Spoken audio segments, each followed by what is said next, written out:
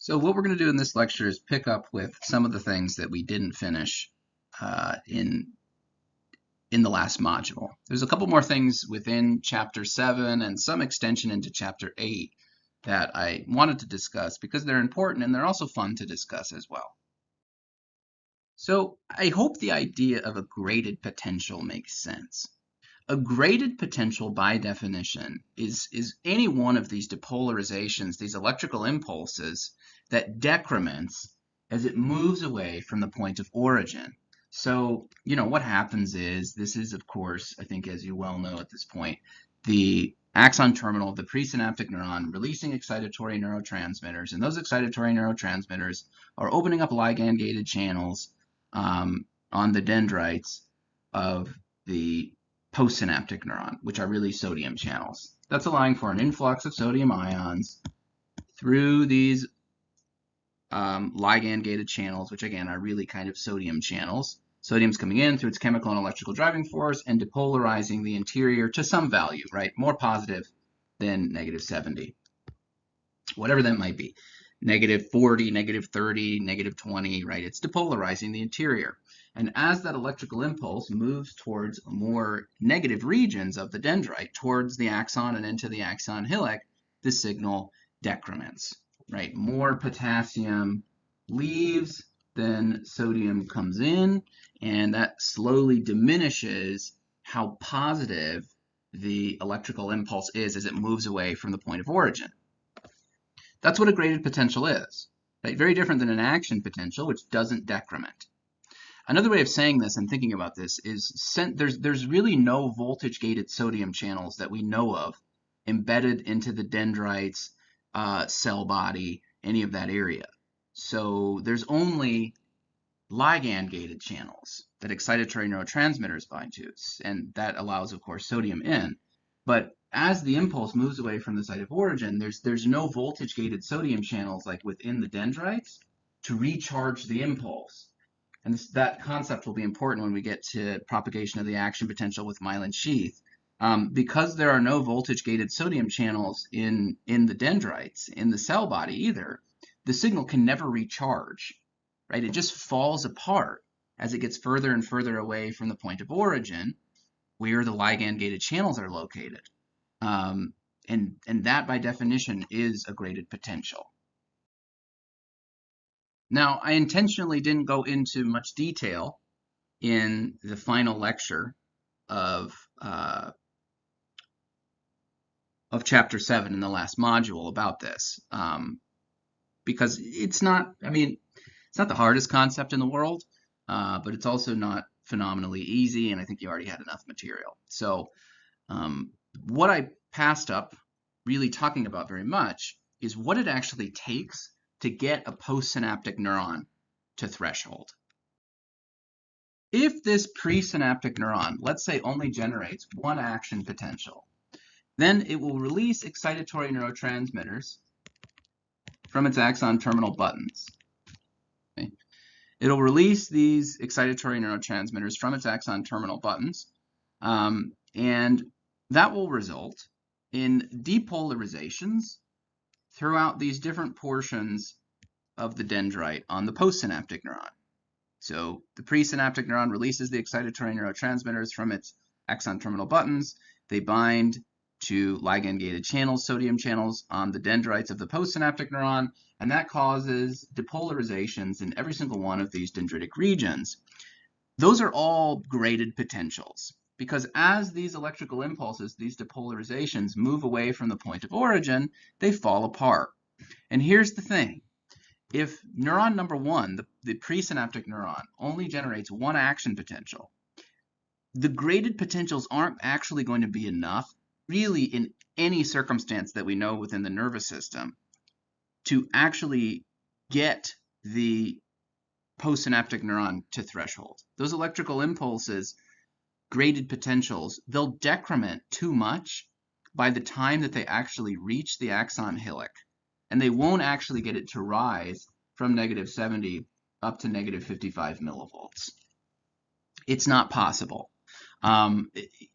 In reality, if that presynaptic neuron only fired one time, you might be able to get the hillock up a couple millivolts at best, like from, let's say, -70 up to -69 or -68, like 1 or 2 millivolts maybe at best, right? It really depends upon where you're talking about in the nervous system, but one action potential from the presynaptic neuron does not allow nearly enough sodium into the postsynaptic neuron, neuron number 2, to actually get its hillock region to threshold.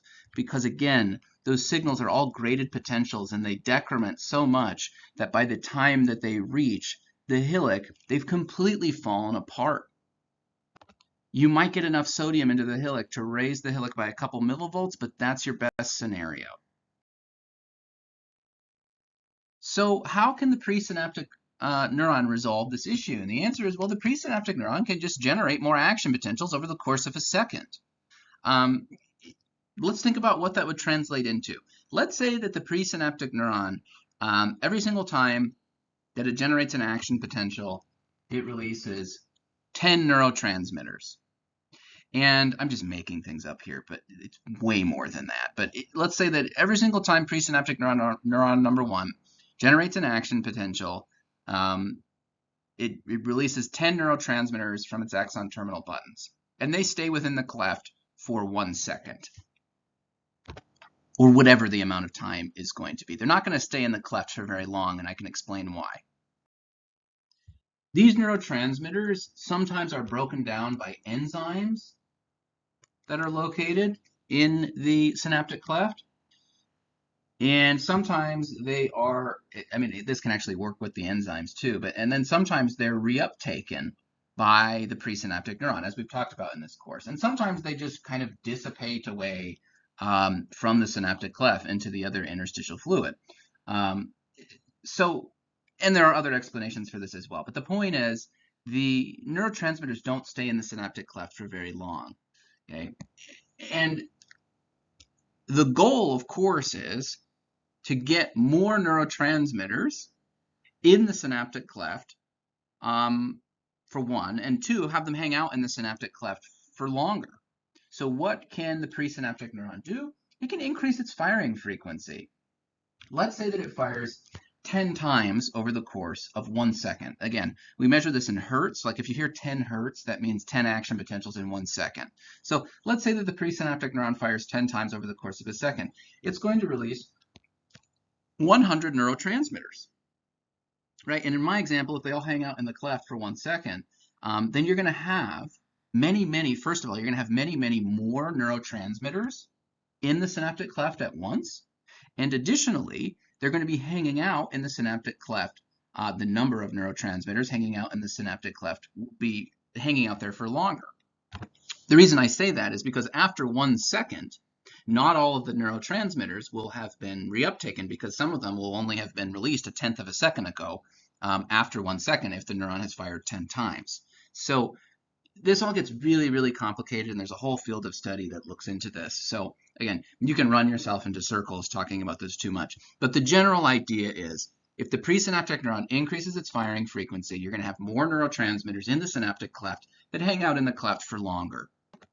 And that's going to do two things. It's going to generate more significant graded potentials, and it's also going to generate more frequent graded potentials. And again, all of this gets really confusing really fast.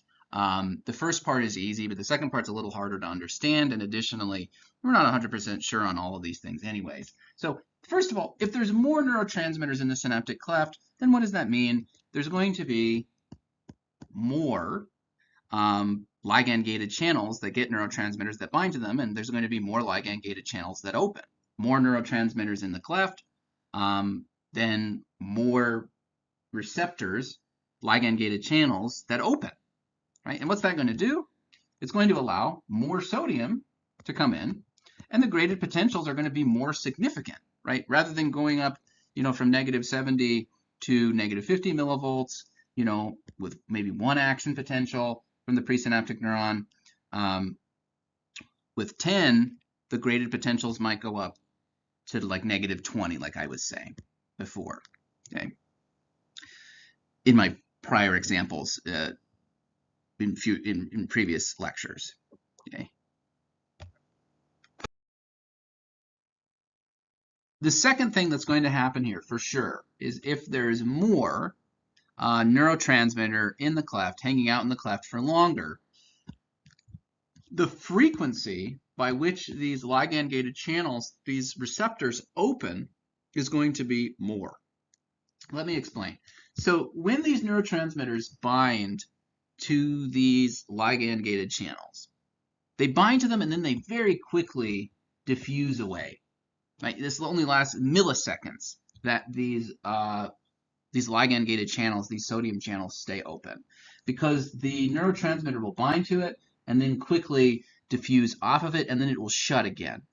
So the point is, if you can have more neurotransmitter in the cleft and it can hang out there for longer, the frequency by which these ligand-gated channels open will be more. Okay, they'll open more frequently, and that too will allow more sodium in over time. Okay, so if you think about this, I mean, there's many theoretical possibilities here. But if the presynaptic neuron fires 10 times over the course of 1 second, right, it's definitely going to release more neurotransmitters into the cleft, and the neurotransmitters are going to hang out in the cleft for longer.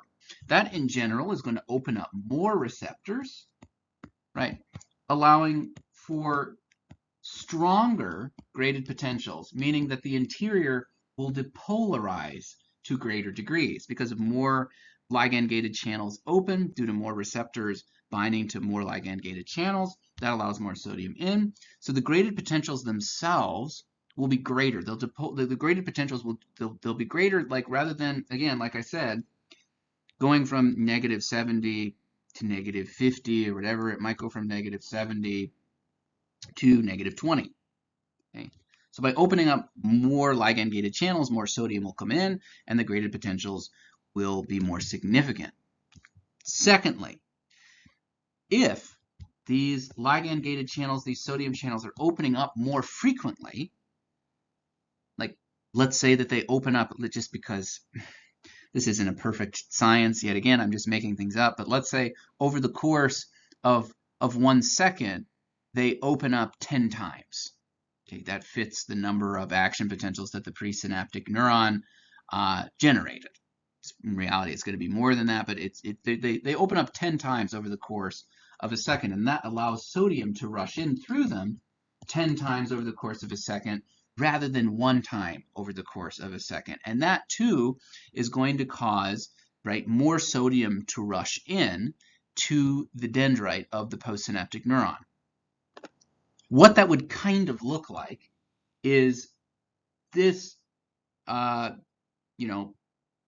dendritic region underneath the synapse, right? There'd be enough sodium that would enter in 10 times over the course of a second to keep depolarizing this region by, excuse me, that's not supposed to have a negative sign, 50 millivolts, right? So enough sodium would come in, because these channels just keep opening up again and again and again, because there's more neurotransmitter in the cleft hanging out for longer. They just keep opening up again and again and again and again, 10 times over the course of a second. And each time that all of them open up, that allows, again, like I said previously, enough sodium to come in to depolarize the region from -70 to -20.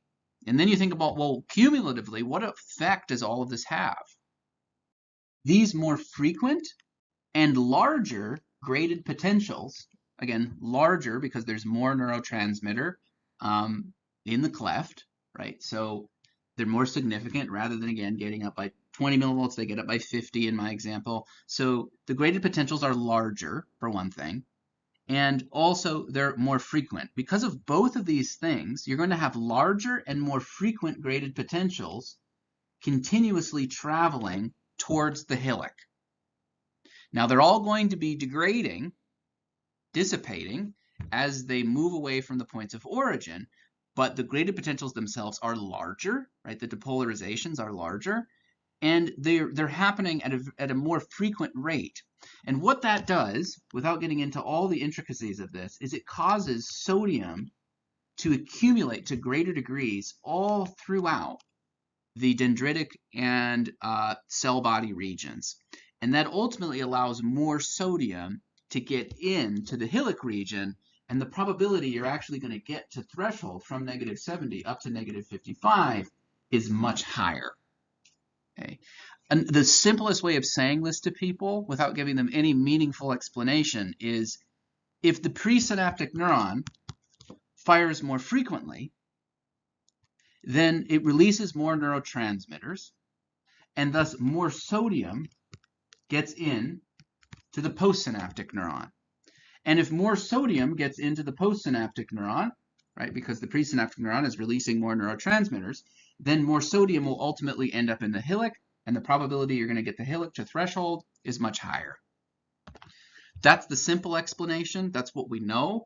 But figuring out exactly how and why, not why, but how all of that extra sodium ends up in the hillock is the question that scientists are constantly asking. Right? Is it, if the presynaptic neuron fires more frequently, we know that more neurotransmitters will be released over time, but how much of it is due to more receptors opening? How much of it is due to the frequency by which the receptors open? Do the receptors stay open for longer? There's all kinds of questions that we can't answer for sure. But of course, we know if the presynaptic neuron fires more frequently, it's going to release more neurotransmitters, and it's going to allow for more sodium into the postsynaptic neuron, increasing the probability the postsynaptic neuron will get to threshold. And this is what we call temporal summation. When the presynaptic neuron increases its firing frequency, fires more times over the course of a second to actually get the hillock region to threshold, right? The presynaptic neuron fires more frequently, releasing more excitatory neurotransmitters, allowing thus more sodium into the postsynaptic neuron, and this is an image of the hillock region of the postsynaptic neuron, and thus by allowing more sodium into the postsynaptic neuron, by the presynaptic neuron releasing more excitatory neurotransmitters, that's going to allow more sodium into the hillock region of the postsynaptic neuron, and it's going to increase the probability that we actually get the hillock region to threshold in the postsynaptic neuron, and then we will generate an action potential. Saying the presynaptic neuron only has to fire 10 times is a gross oversimplification.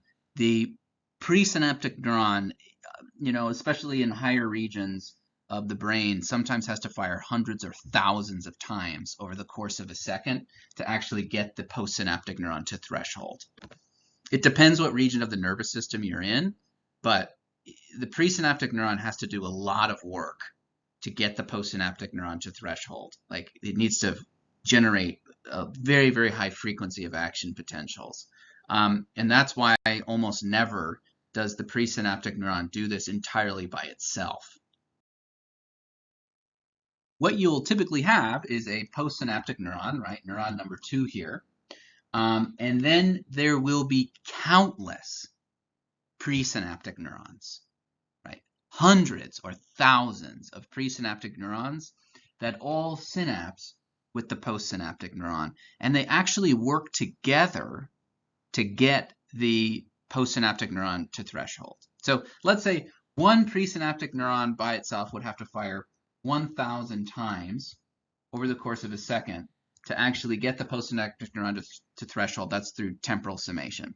Now, if we had 10 presynaptic neurons all hooked up with this one postsynaptic neuron, then each one of them would only need to fire 100 times over the course of a second to get the postsynaptic neuron to threshold, meaning each one of them, if they were to fire 100 times over the course of a second, would release enough excitatory neurotransmitter onto the postsynaptic neuron to allow enough sodium into it, to allow enough sodium into the hillock region to actually get it to threshold. This is how it really works all the time. Not all the time, obviously, but the vast majority of time in the nervous system. You're going to have many presynaptic neurons all working together on a postsynaptic neuron to get that postsynaptic neuron to threshold. It's not going to be really one by itself.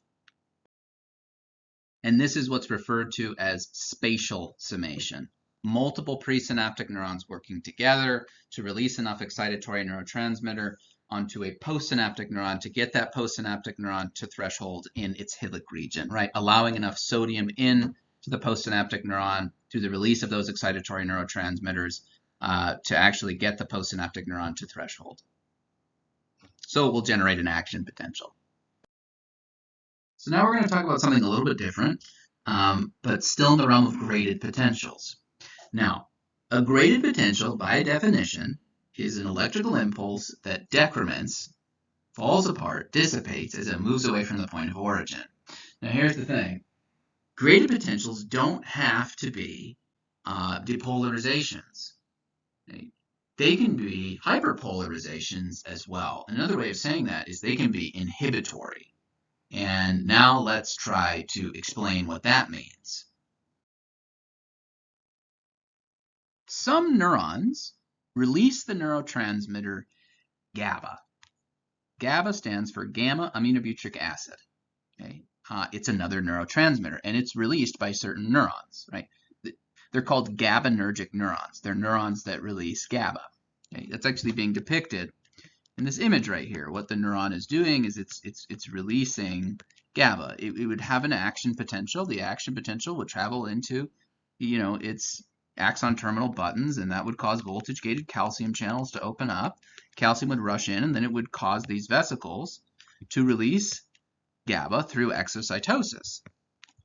Okay, so what does GABA do out in the synaptic cleft? And the answer is certain neurons have GABA receptors, meaning they bind gamma aminobutyric acid. Okay? And then the question, of course, is, well, what does GABA do to these receptors? It causes them to open up, right? They're a type of ligand-gated channel, but they're a ligand-gated channel that allows for the passage of a very different ion.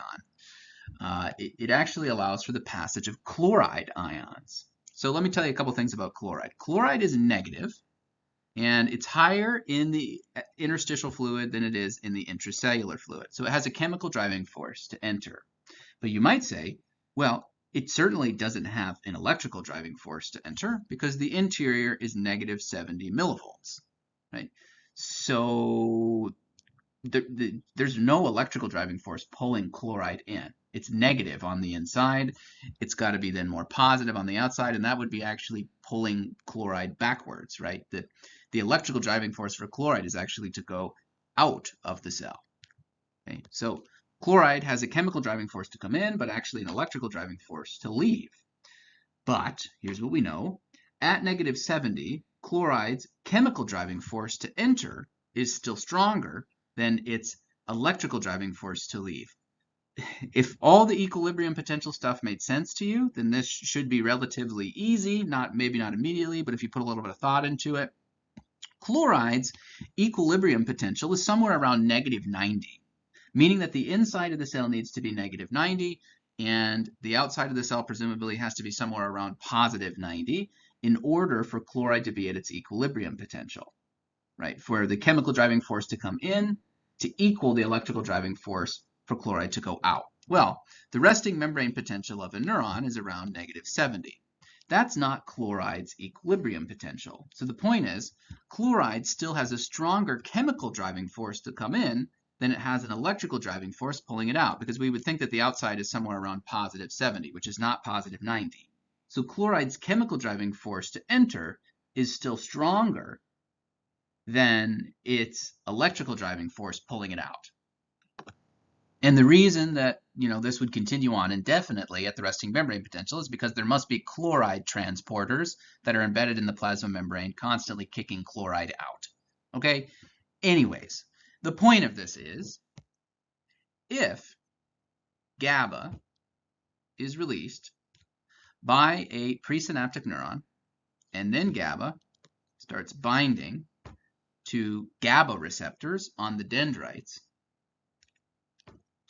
of a postsynaptic neuron, and it causes those receptors, those ligand-gated channels, to open up, and they're actually a channel for chloride, then what is GABA doing? It's increasing the chloride permeability of the postsynaptic neuron, and that allows for more chloride to enter into the postsynaptic neuron. GABA binds to ligand-gated channels on the dendrites of a postsynaptic neuron, and it opens those channels And what that does, of course, if it opens the channels, it's really opening up chloride channels. And it's making the dendrite more permeable to chloride, and thus allowing more chloride to enter into the postsynaptic neuron. And it will enter in because it still has a stronger chemical driving force to enter than it has an electrical driving force pulling it out. So if you open up more chloride channels, then you'll give chloride a greater opportunity to enter, and that's exactly what it will do.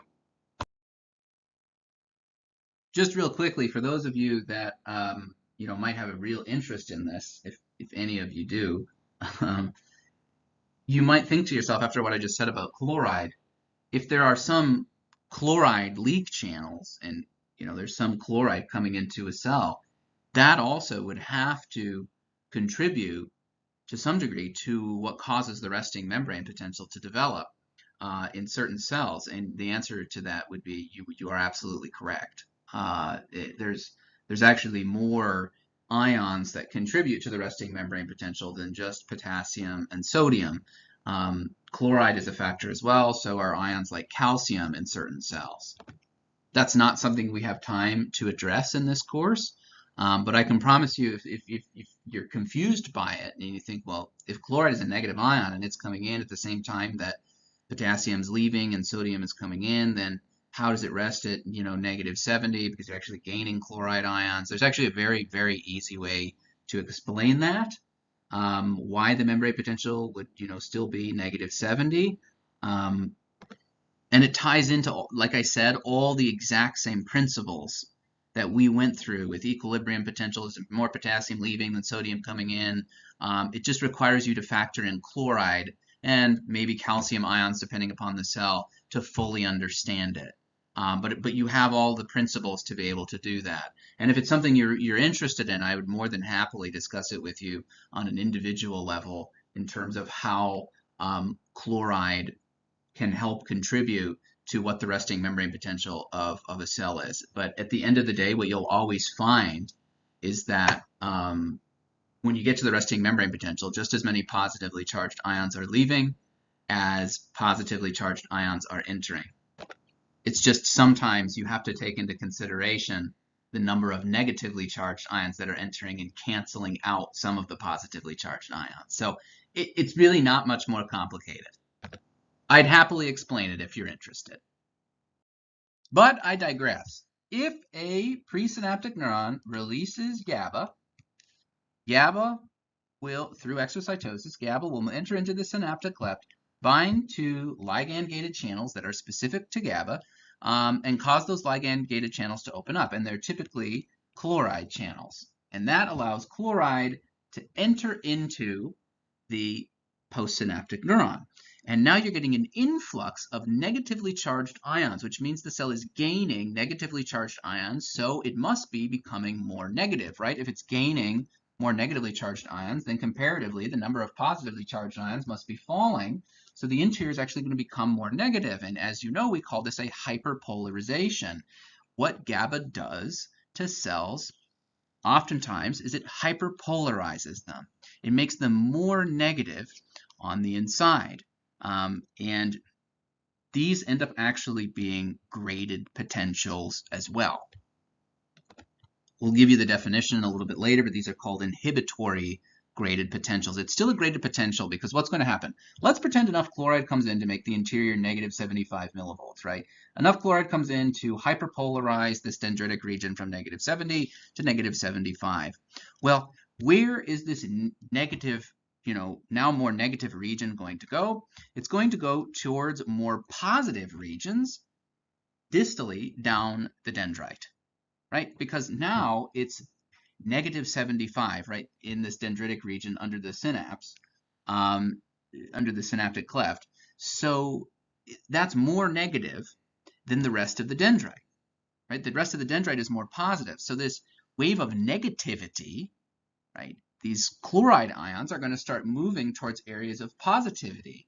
And as they do, they decrement, right? The signal decrements. As it moves away from the point of origin, in this case, this is a different type of, this is in what's called, again, as I said, we'll get to this in a moment, this is called an inhibitory graded potential. As it moves away from the point of origin, it gets more and more positive, right? Or less and less negative. It's the opposite, right? As it moves into the more distal regions of the dendrite and into the cell body towards the hillock, it will progressively get more positive back towards the resting membrane potential. And this is for the same reason that the cell moves from -75 back to -70 after a hyperpolarization during the repolarization of the hillock. Right? If this region is now more negative, then potassium is actually going to leave at a lesser rate than sodium is going to enter, and each one of these regions will become progressively more positive as the signal moves away. A graded potential is just any potential that as it moves away from the point of origin, it decrements, and this decrements, right? You can have excitatory graded potentials where the interior becomes more positive, which is what we talked about for every single lecture prior to this. As those signals move away from the point of origin, they fall apart. Or you can have these inhibitory graded potentials where the interior hyperpolarizes, it becomes more negative, and as that signal moves away from the point of origin, it falls apart too. So whether you depolarize this dendritic region, make it more positive, like with an excitatory graded potential, or you hyperpolarize this region, make it more negative, like with an inhibitory graded potential, they're both graded potentials, because as each one of them moves away from the point of origin, they fall apart. Now the question is, now that I told you that tried to explain that these are both graded potentials, let's talk about what this would actually do. If the presynaptic neuron releases GABA, GABA allows chloride to enter into the postsynaptic neuron and hyperpolarize it, make it more negative. What's that going to do? It's called an inhibitory graded potential for a reason. Why the other one is called an excitatory graded potential should be becoming fairly clear, right? Because it excites the neuron and increases the chances that it will generate an action potential. So let's be clear on a couple of things before I try and take this any further. You've seen these green presynaptic neurons before. What the green presynaptic neurons release are excitatory neurotransmitters. Let's be clear on where the term excite always comes from. If you're using the term excitatory, it's a depolarization. The inside of the postsynaptic neuron is becoming more positive. So you call them excitatory neurotransmitters because they allow typically sodium into the postsynaptic neuron, which depolarizes it. Now, where do those depolarizations, those waves of positivity, head towards, right? They all head towards the hillock and they fall apart. Okay, they're called graded potentials. The reason that they're called excitatory graded potentials is, well, because they're depolarizing the interior. Right? It's making the interior is more positive, and as the signal moves away from the point of origin, it falls apart. So it's a graded potential, but it's an excitatory graded potential because it's a type of graded potential where the interior is depolarizing and increasing the chance that an action potential will be generated in the hillock. And I need to say this as well. Sometimes you will see excitatory graded potentials called EPSPs, which stands for excitatory postsynaptic potential. It means the exact same thing as excitatory graded potential. Exactly the same. Sometimes it's just a definitional thing. You will see that. Which now brings us to trying to define inhibitory neurotransmitters and thus inhibitory graded potentials. Okay? So first of all, these neurons in red.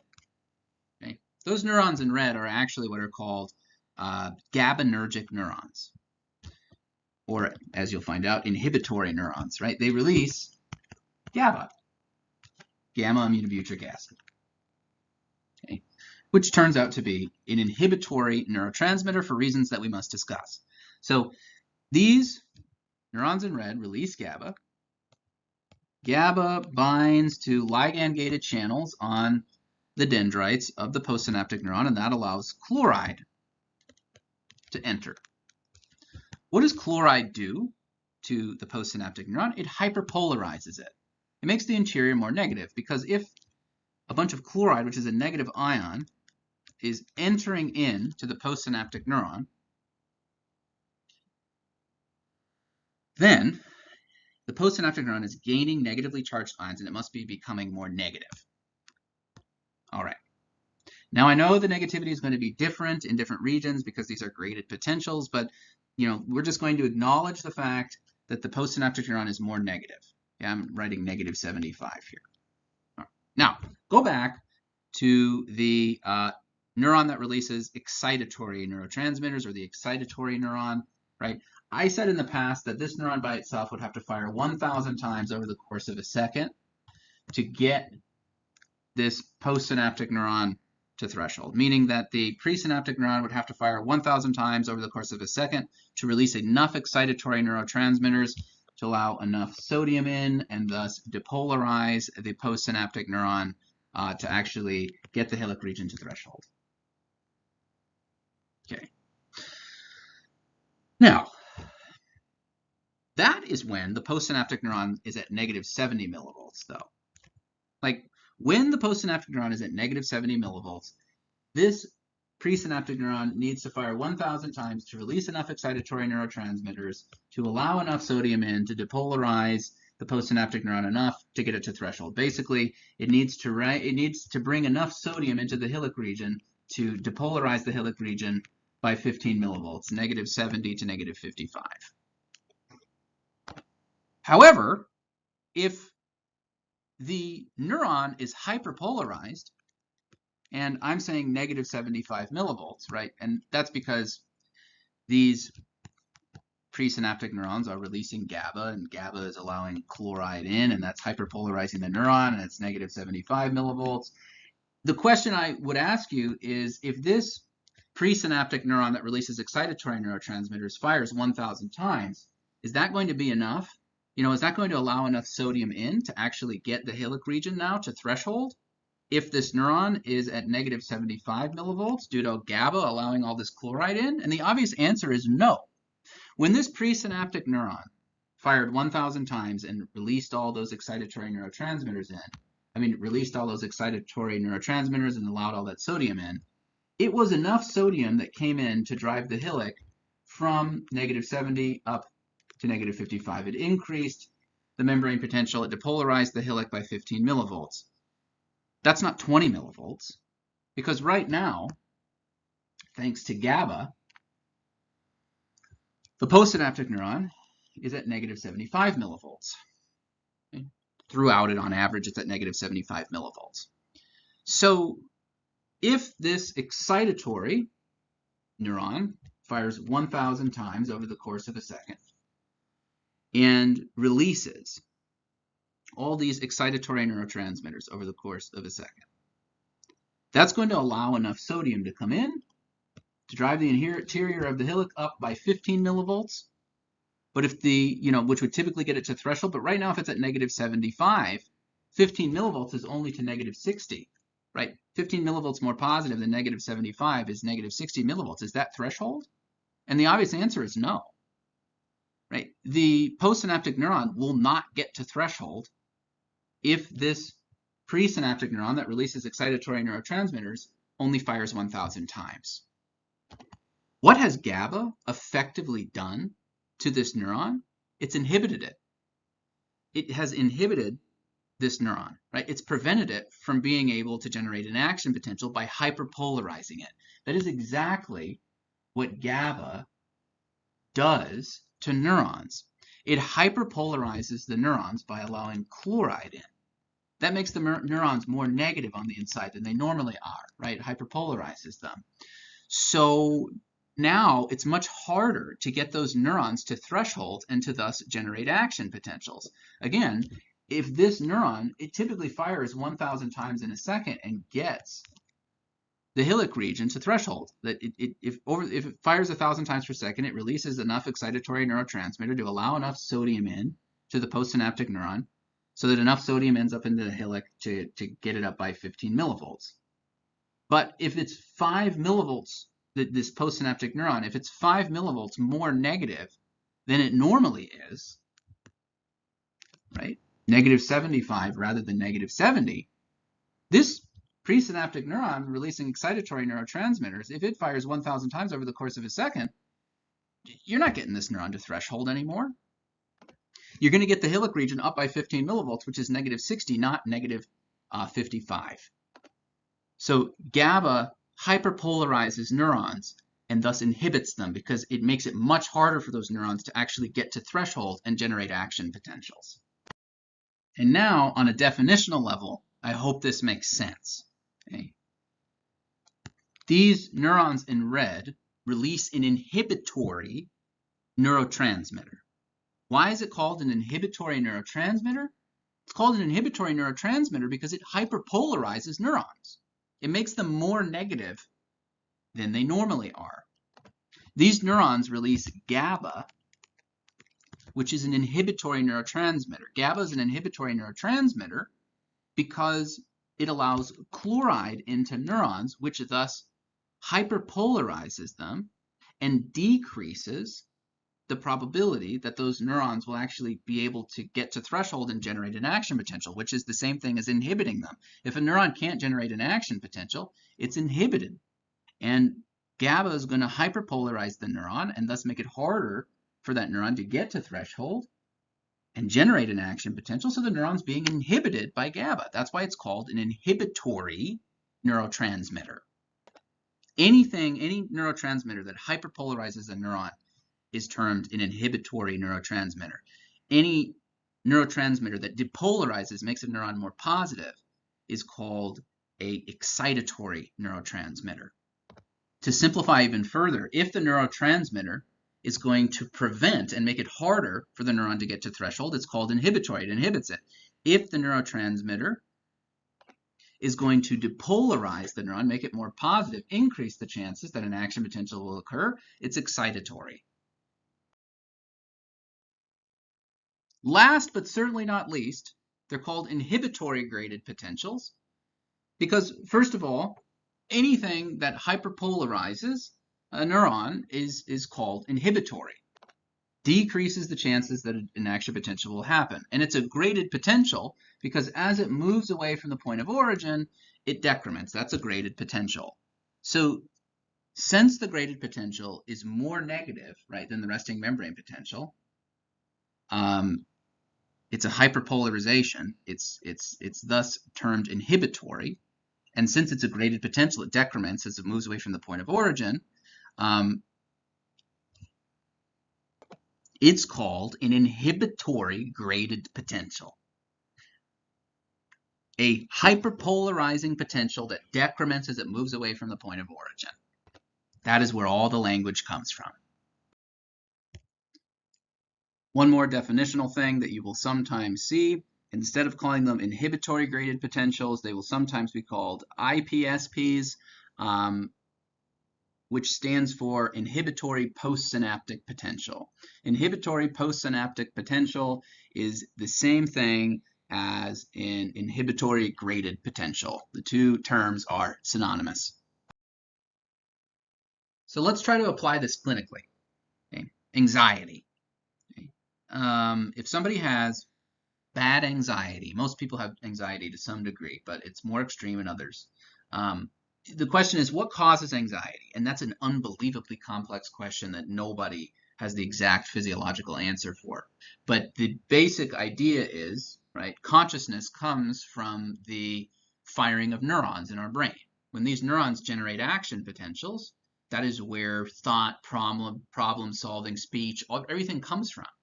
Okay? The firing of action potentials by neurons really is human existence.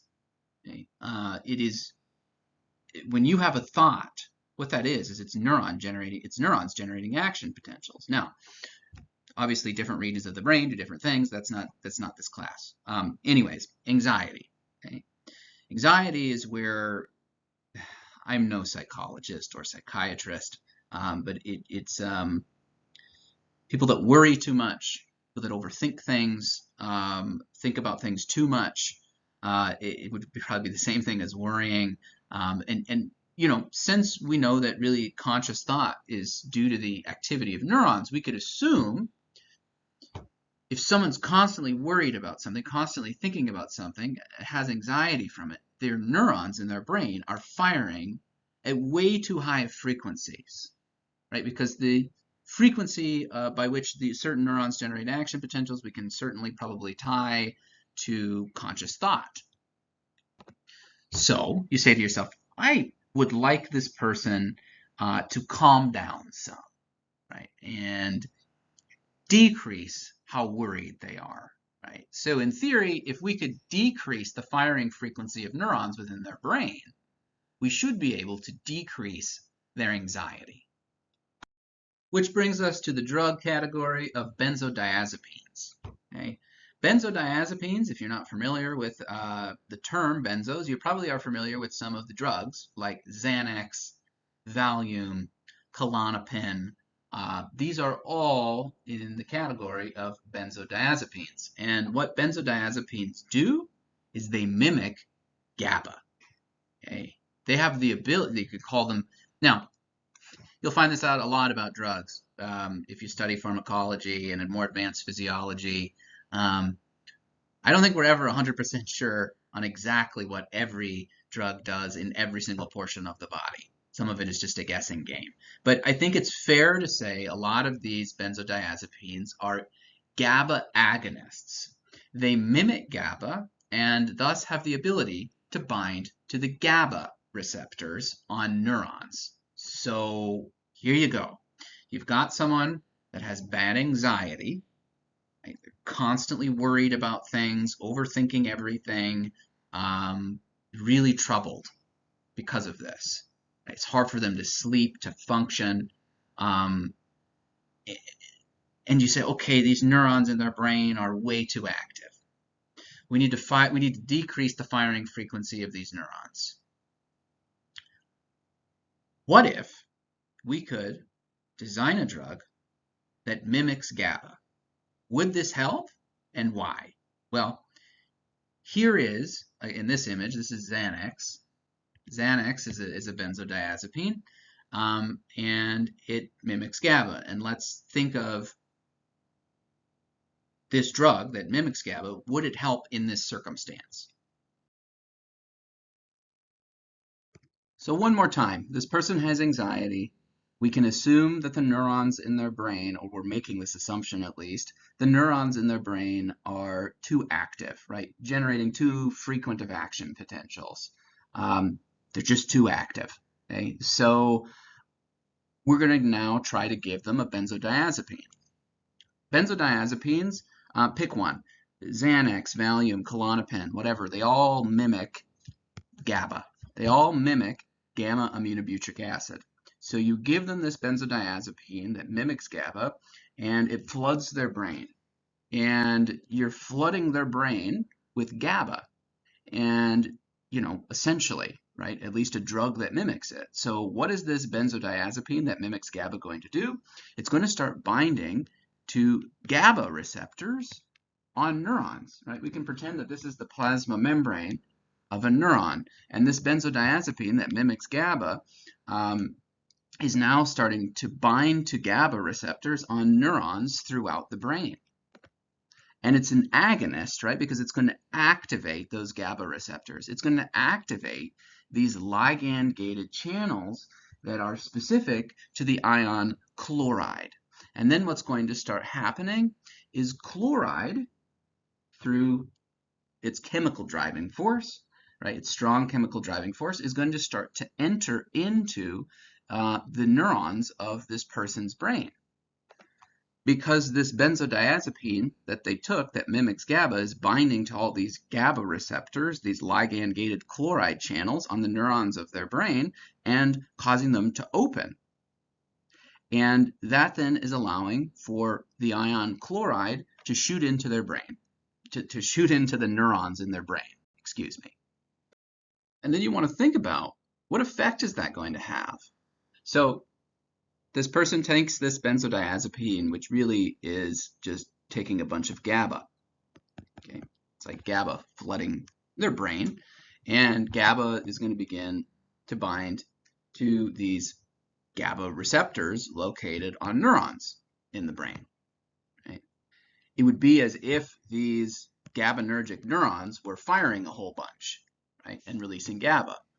The person is taking a synthetic version of GABA, So it's as if these neurons, these GABAergic neurons, are firing a whole bunch, but they're actually not, right? Okay, so the person's got a whole bunch of GABA floating around in the vascular system within their brain, and this GABA is binding to all these GABA receptors on these neurons, these ligand-gated chloride channels, causing them to open up, and then chloride is shooting in, and what's that doing to the neurons? It's hyperpolarizing them, right? Because the neurons are gaining negatively charged ions, so they're hyperpolarizing. They're becoming more negative, right? In my example, they're going from -70 down to -75, whatever it might be.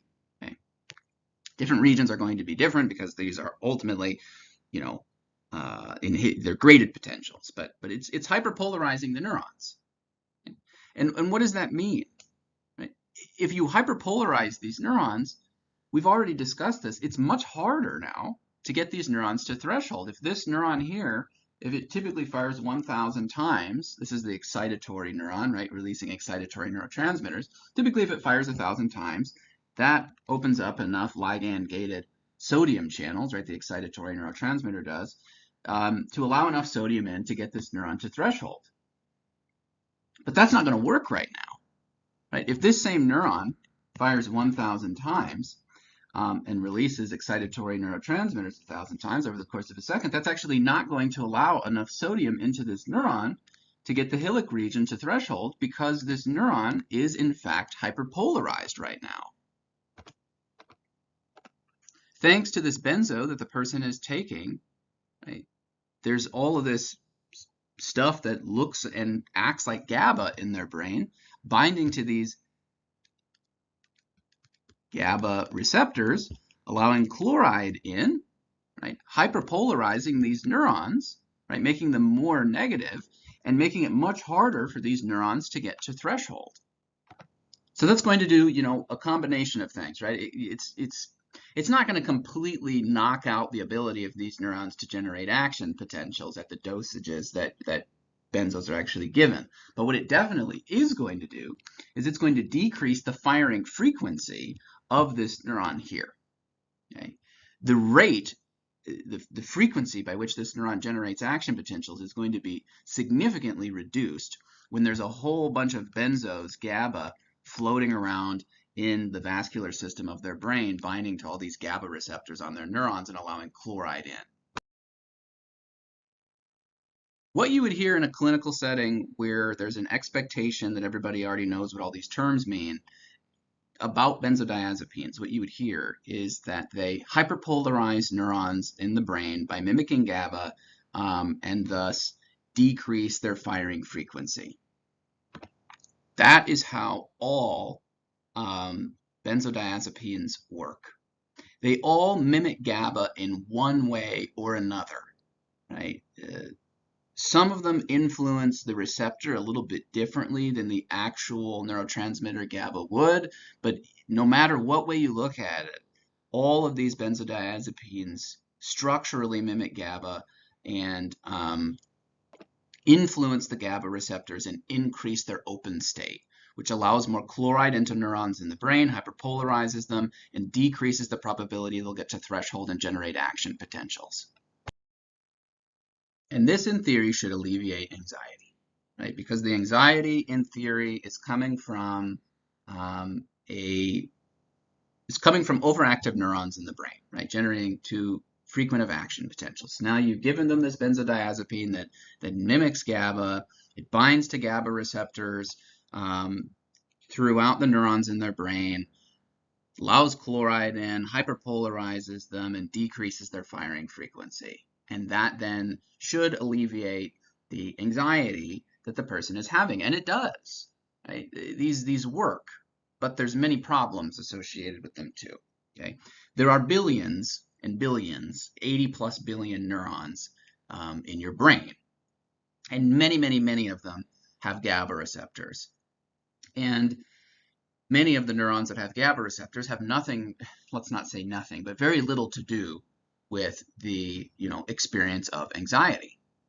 Let's think about neurons associated with motor skills. Those don't have a ton to do with anxiety. Motor skills, I mean, like being able to precisely move your body, like walk in a straight line. There are certainly neurons and neural pathways associated with, motor skills, being able to walk in a straight line, and many of those neurons have GABA receptors. And if you hyperpolarize them, what are you going to do? You're going to, of course, decrease their firing frequency, and the person's going to lose their motor skills. The neurons involved with critical thinking, right? Because there's a set of neurons in your brain, probably multiple sets of them, but that are certainly involved with your ability to think critically. Those neurons are going to be hyperpolarized by GABA2, and their firing frequency is going to be decreased, and the person is going to also have a difficult time thinking critically. It would be very, very difficult to show up to a course that requires you to think critically while you just took a whole bunch of the benzodiazepine Xanax, for example. The point I'm trying to make is this is what you see with the vast majority of drugs, is they have symptoms, right? They cause more things to happen than the thing that we would like them to do. We would love it if someone could just take a benzodiazepine and it would only hyperpolarize the neurons that are driving anxiety, but that's not what happens. They take the benzodiazepine and it mimics GABA and hyperpolarizes neurons all throughout the brain that are involved in many critical functions, and it becomes very difficult for that person to do things like think critically, like motor skills. That's why on prescription bottles for these, you're not supposed to drive a car after you've taken them. And surprise, alcohol mimics GABA as well. Alcohol, the drink, is a GABA agonist. It hyperpolarizes neurons in your brain by binding to GABA receptors and allowing chloride in. And let's not get it, because again, any single one of these paths that you start talking about, you could talk about it for an hour. I'll just let you make of that what you like. Obviously, for a lot of people, drinking is going to hyperpolarize neurons that, let's say, are involved with judgment. And their firing frequency is going to decrease, and the person's going to have a hard time making smart decisions. This is where we think a lot of problems with alcohol come from. It mimics the neurotransmitter GABA, and it hyperpolarizes neurons all throughout the brain. And you're hyperpolarizing really all of them that have GABA receptors and decreasing their firing frequency. So the person loses their motor skills, and a lot of people, right, they lose their ability to make smart decisions, judgment. There are certainly neurons in your brain, and that the job of those neurons when they generate action potentials is it's involved with decision making. If you hyperpolarize those and decrease their firing frequency, you're going to run into problems. And then I will say one last thing, but I have to move on. If you flood the brain, we've talked about this enough throughout the semester for you to know what's going to happen. If you continuously flood the brain with benzodiazepines, which mimic GABA, and you're just flooding these neurons with GABA. Again, not exactly GABA, but the drug that mimics it. It doesn't matter. You're flooding the brain with a synthetic version of GABA. What's going to happen to the receptors for GABA? They're going to downregulate. When you expose a target cell to a whole bunch of a chemical messenger that it's not used to, too much of it, it'll downregulate the number of receptors.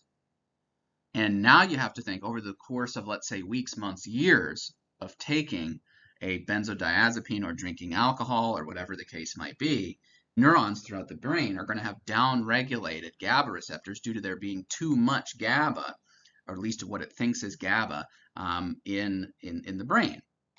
And now let's say that you stop taking the benzodiazepine or you stop drinking the alcohol. What will happen in a lot of people minimally is extreme anxiety and possibly seizures. Seizures are due to overactive neurons. And just think about it, right? One second. So this person has been taking benzodiazepines or alcohol for weeks, months, years, right? It's going to be worse depending upon the length. but they've been taking them for a while. And their neurons within their brain are just being flooded with GABA, at least what these neurons think is GABA, right? Because the drug is mimicking GABA. So what do the neurons do? They downregulate the number of GABA receptors that they have. Yet again, this is something that we've talked about. This is what happens when you expose a target cell to excessive quantities of a chemical messenger. It'll downregulate the number of receptors that it has for that chemical messenger. It's downregulating, the neurons are downregulating the number of receptors that exist for GABA because it thinks it's being exposed, it is being exposed to excessively high quantities of GABA, be it some of it is synthetic, the drug. So naturally, the neurons themselves have very few GABA receptors, right? This is a tolerance. This is why the person has to keep drinking more alcohol or taking more of the benzodiazepine to get the same effect that they were when they started. Anyways, one day they say, I'm going to stop. I'm going to stop taking the benzodiazepine. I'm going to stop drinking the alcohol. And now the neurons in their brain have very few GABA receptors because those GABA receptors have been downregulated over the course of weeks, months, and years because of the excessive exposure to GABA. So when they stop all of a sudden, now they have very few GABA receptors in these neurons within their brain, and it's actually very hard now to naturally hyperpolarize these neurons. And all neurons throughout the brain, we need to hyperpolarize sometimes. We need to inhibit them in different circumstances. It's essential. You don't want all the neurons in your brain firing at all the time. You'd, not literally, but you'd explode. There needs to be inhibition of neurons at different times. And all of a sudden, if the person stops taking the benzodiazepine or the alcohol, the neurons in the brain actually have very few GABA receptors.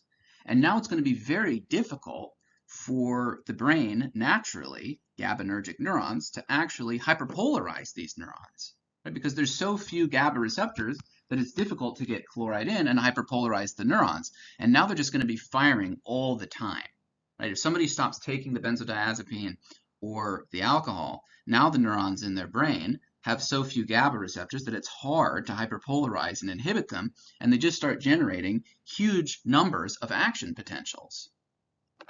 And this is going to result in one of two things, right? Extreme anxiety due to the over, firing frequency of neurons, or it can actually become seizures. That most definitely happens in, let's say, people that are highly dependent on alcohol from years. If they were just to stop one day, you can, physically see that their body starts shaking and they can then develop seizures. And that's due to neurons being way too active. And it all stems from the fact that the neurons in their brain have downregulated these GABA receptors so much that without the drug, it's very, very difficult to hyperpolarize those neurons and inhibit them from firing. All of these drugs that I ever talk about in this class, they come with risks, significant risks. That doesn't mean they're not vital in certain circumstances, but it is foolhardy to believe that really any drug in excessive quantities or used for excessive amounts of time doesn't create problems. And sometimes it's 100% necessary that somebody take the drug for long term, but that doesn't mean there's not going to be problems associated with it, and the person shouldn't be educated on what those potential problems are. So the last thing that we need to talk about is how myelin sheath allows neurons to propagate faster action potentials down their axons. The type of neuron that we've been discussing so far is an unmyelinated axon, okay? Unmyelinated neurons. They don't have myelin sheath on their axons. And what does this mean exactly? Well, unmyelinated neurons don't have myelin sheath on their axons. They propagate action potentials more slowly. We'll get to all of that. But the first thing you have to think about is, why do unmyelinated neurons, need voltage-gated sodium channels down the length of their entire axon. And to make sense of that, all you have to do is think about a neuron that only had voltage-gated sodium channels in its axon hillock. Okay? The only place that this neuron has voltage-gated sodium channels is in its axon hillock. So what would happen? Sodium would come from the dendritic regions into the axon hillock, make the axon hillock more positive, right, from -70 to -55. The hillock would hit threshold, and the voltage-gated sodium channels would open up. Sodium would rush in through the voltage-gated sodium channel, drive the interior up to +30. And then where would the electrical impulse go? It would travel down the axon where it's more negative, and make the subsequently more negative region positive. Right? This wave of positivity, this depolarization, this action potential would begin to move down the axon towards the more negative regions. Okay? And it would make those regions more positive. But now there's not voltage-gated sodium channels in these axonal regions. They're not there. Okay, so this electrical impulse, this action potential, which really isn't going to be an action potential anymore on a definitional level, begins to travel down the axon, and it makes this region more positive. And what's going to happen is all the things that you've already seen. So it's going to move into this region, and it's going to make this region more positive. Let's say that it drives this region up, initially to +30. Okay, but what does that mean exactly? The rate at which potassium leaves will significantly increase, and the rate at which sodium comes in will significantly slow down, right? This will be significantly reduced. This will be significantly increased. The rate at which potassium leaves will significantly increase. The rate at which sodium comes in will significantly decrease. Why? Because if we make this region +30, then presumably the outside is, relatively negative. Okay? The big factor is if we make this region +30, the electrical driving force pulling potassium back doesn't even exist anymore, because now the interior is positive. Potassium actually has an electrical driving force to leave at this point, right? So potassium is going to start leaving through its leak channels at an accelerated rate, certainly compared to what happened during the resting membrane potential, right? At -70, potassium is being pulled back significantly. At +30, there's no electrical driving force pulling potassium backwards. There's actually an electrical driving force for potassium to leave. So the rate at which potassium will leave will significantly increase. Now, the rate at which sodium will come in will significantly decrease, because yet again, on the inside, sodium still has a chemical driving force to come in, but there's actually no electrical driving force to pull sodium in anymore, right? It's +30 on the inside. The electrical driving force is actually for sodium to be pulled out, right? So there's going to be a significant reduction in the rate at which sodium will enter and a significant increase in the rate at which potassium will leave. So this region will begin to hemorrhage or lose positively charged potassium ions. This region that becomes positive will begin to lose a lot more potassium than it gains in sodium. And as a whole, on the inside, what's happening? The interior is losing positively charged ions. Right? And if it's losing positively charged ions, the number of negatively charged ions in this region is rising, while the number of positively charged ions is falling. So what's going to begin to happen? This region is going to begin to become more negative. The signal is going to decrement or dissipate the further that it moves away from the axon hillock. Right? In every single region that the impulse travels into, right, potassium is going to keep leaving at a greater rate than sodium is coming in. Those regions are going to become progressively more and more and more negative, or less and less positive. What does this actually become? We can't call this an action potential anymore. This has become really just a graded potential, right? The signal is decrementing as it moves away from the point of origin. What allows for the action potential, to be an action potential. By definition, an action potential is non-decremental. What allows for the action potential to be an action potential is the fact that the entire axon is lined with voltage-gated sodium channels that keep opening up as the impulse electrical wave travels down the axon and makes those regions more positive, and that allows sodium to shoot into every one of these regions and recharge the impulse. That is why the voltage stays positive 30 during an action potential, right, down the entire length of the axon. That's why it is an action potential. That's why it's non-decremental. That's why, again, the signal doesn't dissipate. It's because more and more voltage-gated sodium channels keep opening up down the entire length of the axon, allowing sodium to continuously flow in and recharge the signal to positive 30. If you were to remove all of the voltage-gated sodium channels down the axon and only have voltage-gated sodium channels in the hillock, then the signal would never be able to recharge. It would become a graded potential. As it moves away from the point of origin, it would just fall apart more and more and more and more until, you know, it would be back, let's say in the distal regions of the axon, it would go all the way back to negative 70. The signal would just completely fall apart. Again, we couldn't even call this an action potential because by definition, this isn't an action potential anymore. Action potentials are non-decremental. The impulse doesn't decrement as it moves away from the point of origin. That's thanks to the voltage-gated sodium channels. Now those are gone, which allows for the impulse to decrement as it moves away from the point of origin. So what would this actually mean for the neuron itself? Right? If you were to remove this myelin sheath here, then the impulse that starts in the axon hillock would decrement as it moves down the axon, and by the time that you got into the axon terminals, the impulse would be nothing, right? It would have decremented back towards the resting membrane potential, and there'd be no way to open up the voltage-gated calcium channels in the axon terminal buttons, and the neuron would never release neurotransmitters.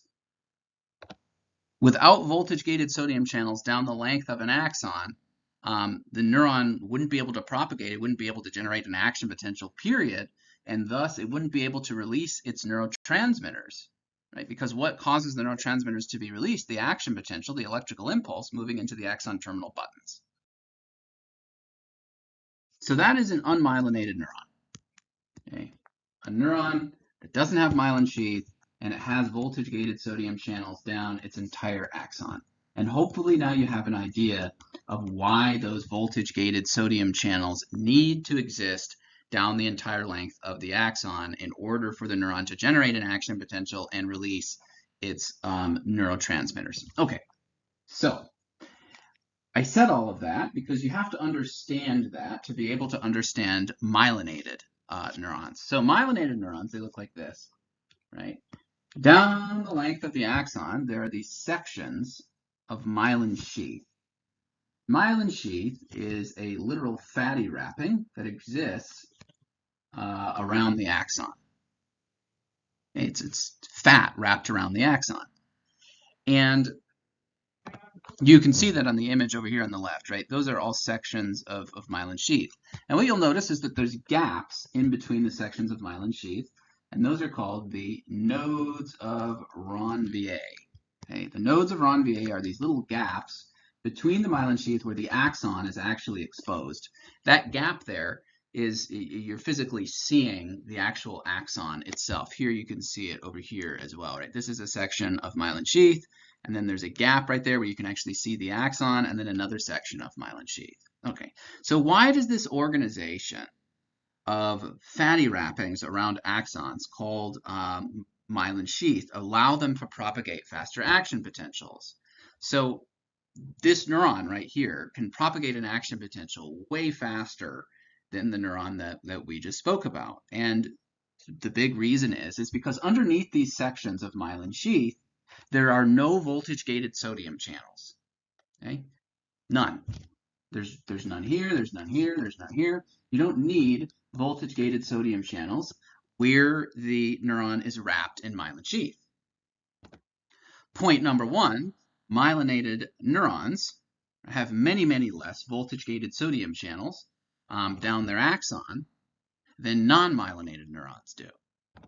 Non-myelinated neurons have many, many more voltage-gated sodium channels down their axon than myelinated neurons. Okay, so why don't you need myelin sheath underneath these sections? I'm sorry, why don't you need voltage-gated sodium channels underneath these myelinated sections of the axon? And how does that allow for the action potential to propagate faster? All right, so let's pretend the hillock is right here. Okay. Enough sodium comes from the dendritic regions to get the hillock region to threshold. The hillock region gets to threshold, negative 55 millivolts, and the voltage-gated sodium channels open up. Sodium shoots in, drives the interior to positive 30 millivolts.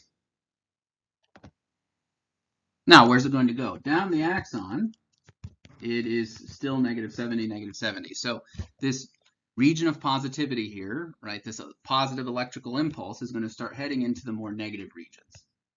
Okay? And it's going to head into the region of the axon that's covered in myelin sheath. And it's going to make that region more positive. And what would normally happen if you made that region more positive and didn't have voltage-gated sodium channels in the axon? Right? Potassium would leak out at a greater rate than sodium would come in, and the signal would decrement because the cell would be losing more positively charged potassium ions than it would be gaining in positively charged sodium ions, so the interior would become progressively more negative. The signal would decrement, but what the myelin sheath does that's wrapped around the axon is it prevents these potassium ions from being able to leak out. You'll hear that myelin sheath is insulation. Well, what do you mean by insulation? By insulation, it means it insulates the axon and it prevents potassium ions from being able to leave. Why do you insulate a house? I guess it depends upon what season it is. But if it's, let's stick to Florida, right? It's really hot outside. The reason you insulate a house is to keep the cool air in. The reason you insulate an axon is to prevent the potassium ions from leaking out as this region becomes more positive, right? As the positive electrical wave from the axon hillock moves into the next axonal region that's more negative and makes that region more positive, right? This is the region that exists underneath a portion of myelin sheath. As it makes that region more positive, the myelin sheath, right, prevents these potassium ions from being able to leak out like they normally would. So what does myelin sheath do? It prevents the signal from decrementing as it moves away from the point of origin. So it'll keep the signal charged at around positive 30, right? When you're underneath a myelinated section, it'll prevent the leakage of potassium ions at a greater rate, and it'll keep the impulse in that region underneath the myelin sheath charged at very close to the same voltage that the axon hillock was charged at, positive 30, right? Again, if that myelin sheath wasn't there, then the potassium ions could leak out at a greater rate than sodium would come in, and it would cause the signal to decrement. It would decrement. It would become more negative in that region. But that doesn't happen when you myelinate it, when you myelinate the axon. So insulation isn't perfect, right? You can insulate a house really, really well. And over time, the cold air will leak out, right? If it's 50 degrees in the house and it's 110 outside, over time, the cold air will leak out, right? It'll leak out a lot more slowly than if the house was uninsulated, right? If there was no insulation at all, then the cold air would leak out right away. But in an insulated house, it doesn't completely stop entirely the cold air from leaking out. It just slows down the rate at which it leaks out, right? So it does a very good job of keeping the house cooler for longer, but over time, that cool air will eventually leak out because insulation is imperfect. And that's exactly the case here as well. If this axon here has a section of myelin sheath, okay? The section of myelin sheath is around the axon, and right now we have this electrical impulse, right, positive 30 millivolts, heading into it, making it positive 30 millivolts inside. All right. The myelination is going to prevent a lot of the potassium ions from leaking out, right, which is it's going to help ensure that the impulse, right, stays pretty close to positive 30. But what I'm saying is, even though it's insulated, some potassium ions will still leak out at a faster rate because, again, the insulation is imperfect. So that means the further that you get down into this section of myelin, you will get some dissipation of the impulse, right? It will decrement some, it will fall apart. Okay? And if you were to just try to myelinate the entire axon, right, it would fall apart even more and more and more as it went further down the axon. So that's a bit of a problem. So what we have to resolve this issue is we have gaps in between the sections of myelin sheath where the axon is exposed, and what exists in those sections that we call the nodes of Ranvier, the gaps between the sections of myelin sheath, we have voltage-gated sodium channels.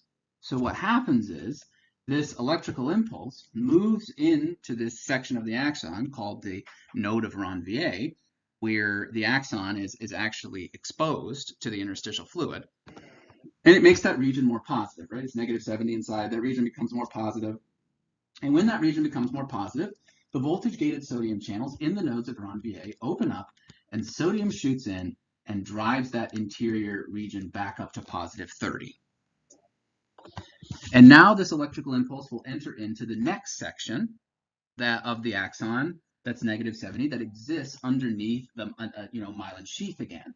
And what the myelin sheath will do is, as this region becomes more positive, it will prevent the potassium ions from leaking out at a greater rate and keep the impulse, the charge maintained. But remember, as it moves further and further down the length of the axon, the portion that's myelinated here, this section of myelin sheath, it's going to decrement some the further that it moves away.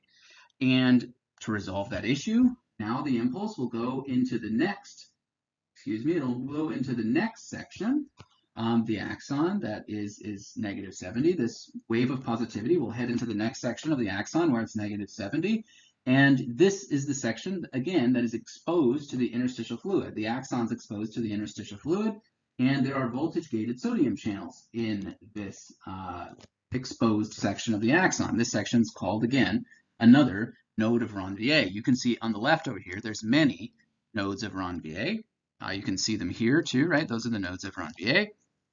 And as the electrical impulse moves into the node of Ranvier, it makes the node of Ranvier more positive, and the voltage-gated sodium channels in the node of Ranvier open up again, and sodium shoots in and recharges the signal.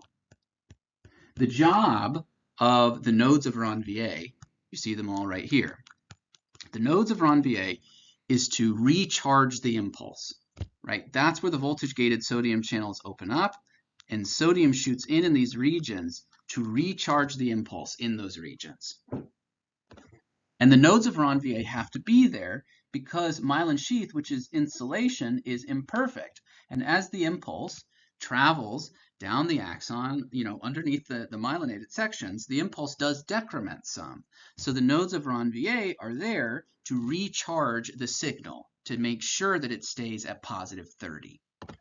This is how myelinated neurons work. Now you say, okay, what about this allows them to propagate action potentials faster, though? Hopefully it makes sense why myelinated neurons don't need to have voltage-gated sodium channels down their entire axon. Because the signal doesn't decrement as it moves down the axon underneath the myelinated sections nearly as much. Because the myelination, it insulates those sections of the axon and prevents the impulse from decrementing very much. So underneath the myelin sheath, you don't need voltage-gated sodium channels. You only need them in the nodes of Ranvier to recharge the impulse every now and then.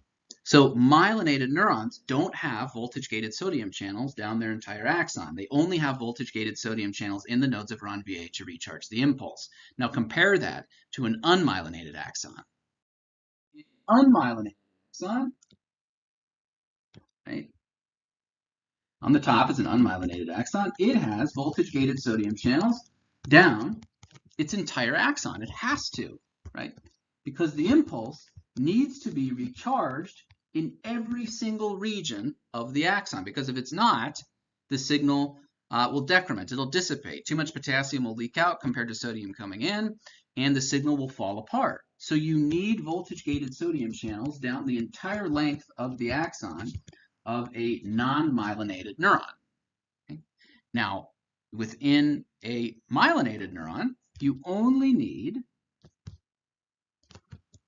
voltage-gated sodium channels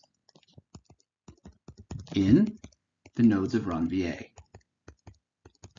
Okay? Because those are the only sections where you actually need to recharge the impulse, because underneath the myelinated sections, the impulse doesn't decrement very much because that section is insulated and it prevents the leakage of potassium ions. So what this results in is, because of the fact that the myelinated neurons, they only need to recharge the impulse, the voltage within the nodes of run VA. Those are the only locations where the impulse has to be recharged, in the nodes of run VA, right? Here, here, here, and here, right? Those are the only locations where the impulse needs to be recharged. Those are the only locations that the voltage-gated sodium channels are located. Now, within an unmyelinated neuron, you have to recharge the impulse in every single region of the axon, because if you don't, the impulse will fall apart. It'll dissipate, it'll decrement. So you always, throughout the entire axon of a non-myelinated neuron, have to be recharging the impulse. That translates into an action potential propagating much more slowly down a unmyelinated or non-myelinated neuron, right? Because you have to recharge the impulse in every single region of the axon of a non-myelinated neuron, the impulse, the action potential, propagates much, much more slowly than if you only need to recharge the impulse in the nodes of RON VA. In myelinated neurons, you only need to recharge the voltage, the impulse, to positive 30 in the nodes of RON VA. Right? Underneath the sections of myelin sheath, the impulse doesn't decrement, so you don't need to recharge in those locations. You only need to recharge in the nodes of RON VA. And that translates into a much faster speed of propagation. So when we talk about neurons, we want to think of the things that will allow them to propagate action potentials faster. And the biggest factor is myelination. If you have a neuron that is myelinated, it will propagate an action potential way faster than a neuron that is non-myelinated, because the non-myelinated neuron has to recharge the impulse, the voltage, down the entire length of the axon, because if it didn't, the signal would dissipate. A myelinated neuron only needs to recharge its impulse, its voltage, in the nodes of RON VA. Right? It has to recharge that impulse much, much less frequently. A myelinated neuron has to recharge that impulse much less frequently than a non-myelinated neuron does. And that's, again, because those sections that are myelinated, the signal doesn't decrement much in those locations, so you only need to recharge in the nodes of RON VA. And thus, because of the fact that you only need to recharge every now and then in the nodes of RON VA, that translates into the impulse propagating much, much faster. So that's one thing that you can do to a neuron to increase the speed of propagation in terms of the action potential. The other thing is you can increase the diameter. The wider the diameter of a neuron, the less what's called resistance there is. That doesn't need to make sense right now because we're going to discuss it in the entire vascular system. But basically, if you have a much more narrow diameter axon, there's a lot more resistance to the flow of ions, right? Imagine drinking water through a coffee straw, right? There's a lot of resistance that very narrow straw creates, and it's very hard to get water through it. It's the same thing with an axon. If the axon of a neuron, right, its diameter is very small, the ions, there's a lot of resistance, and the ions have a very hard time traveling through it. Now, if you have a neuron that has an axon with a very wide diameter, there's a lot less of what's called resistance. Imagine drinking water through a straw at McDonald's, right? It has a very wide diameter that's intentional, and it allows the flow of fluid through the straw to be very, very fast, and that's because there's less resistance, as it's called. We'll get into all of that later on. Okay, so it's the same thing applies to action potentials. If you have a neuron that has a very wide diameter, there's a lot less what's called resistance, R, and the ions can flow through it a lot more freely, and thus the action potential will propagate faster. So if you think about the two things that you'd want for a neuron to generate a very fast action potential, speed of propagation, you would want the neuron to, one, be myelinated, so it only needs to recharge the voltage in the nodes of RON-VA. There's not voltage-gated sodium channels down the entire length of the axon. That would help with the speed of propagation. And the second thing is you would want the diameter of the neuron's axon to be very, very wide. So let's make one more clinical correlation here. All right? So there are afferent sensory neurons, and this is what they do. You know that they send information from the periphery of your body, like your skin, right, to the central nervous system. That's what sensory or afferent neurons do, right? Their dendrites are located, we'll get to the organization of all these neurons later on, but their dendrites are located out in the periphery of your body, like in your skin, and then their axons travel through a nerve back to the central nervous system where they pass action potentials through their axon terminal buttons to neurons in the central nervous system. That's the organization of a sensory neuron. Some sensory neurons are what are called nociceptors, and the more simple term for this is pain receptor. This is what happens. This is what causes them to actually generate action potentials. You need to experience some damaging type of stimuli. Okay, imagine you get extreme pressure on your body, or a cut, or something damaging to the human body. It'll actually cause these what are called nociceptors, these afferent neurons, to generate action potentials. And what they do is they then pass those action potentials to neurons in the central nervous system, first to the spinal cord and then up to the brain, to neurons in the brain, and then the person has the sensation of pain, right? Ouch.